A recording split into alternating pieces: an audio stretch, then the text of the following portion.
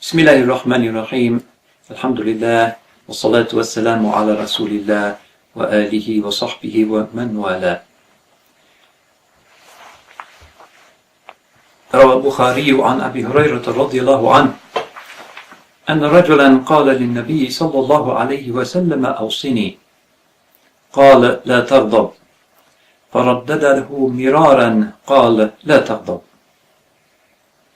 This is one of the great hadiths of the 40 or probably speaking 42 hadiths that are collected by Imam Nawawi in what is probably the most widely read of all hadith collections, and in it we learn that a man comes to the Holy Prophet ﷺ and says, give me some counsel. And he says, do not become angry. And he repeated it several times, saying, do not be angry. This is a simple piece of advice, but it is one of the hardest things for us. In the commentaries, we see the ulama, rahmatullahi alayhim, emphasizing this principle almost to excess. It's so important to the quality of the Muslim, to his calm, to his outward demeanor, to his dignity, to his honor, not to be the kind of person who jumps about and shouts and yells and screams and becomes angry, an almost animalistic trait. It's almost a sign of the truth of one's Islam that one is a serene, contained, disciplined person. And it's a sign of dogs, wild animals, that they can't contain their anger, that they just let it all hang out. And again in the commentaries we see other hadiths which are listed, and they come consecutively. That we find the Holy Prophet ﷺ saying things like Al-ghadabu jamratun fi qalbi ibn Adam, that anger is a red-hot coal in the heart of the descendants of Adam. أَفَمَا رَأَيْتُمْ إِحْمِرَارَ وَجْهِ وَانْتِفَاخِ أَوْدَاجِهِ. Have you not seen how his face becomes red and his jowls become swollen? فَمَنْ أَحَسَّ مِنْكُمْ بِذَلِكَ مِنْ شَيْءٍ فَلْيَذْهَبْ بِالْأَرْضِ. So whichever one of you feels something of that, let him lie down on the ground.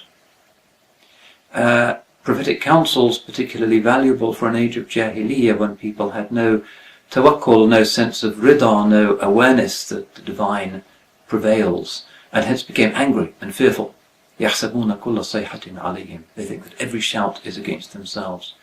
Of course the Holy Prophet ﷺ became angry, وَلَا يَغْضَبْ إِلَّا لِلْحَقِّ.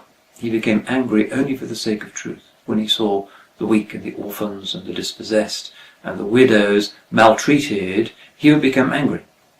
But he never became angry for his own self. And this is the great distinction that the hadith is inviting us to consider, that anger for the sake of Allah's rights is legitimate. It is a cold anger. It doesn't manifest itself in yelling and shouting and screaming.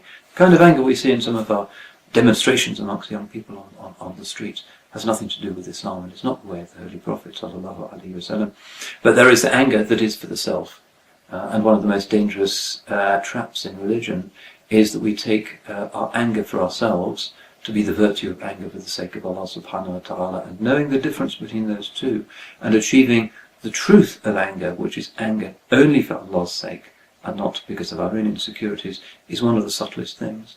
And so the ulama have said that the most remote and the most difficult and the most unusual of all religious emotions is al-ghadabu lillah, is anger for the sake of Allah subhanahu wa ta'ala. So we ask Allah subhanahu wa ta'ala to give us this differentiation and to keep us away from expressing our own anger, but to always uphold the rights that Allah subhanahu wa ta'ala has urged us to uphold.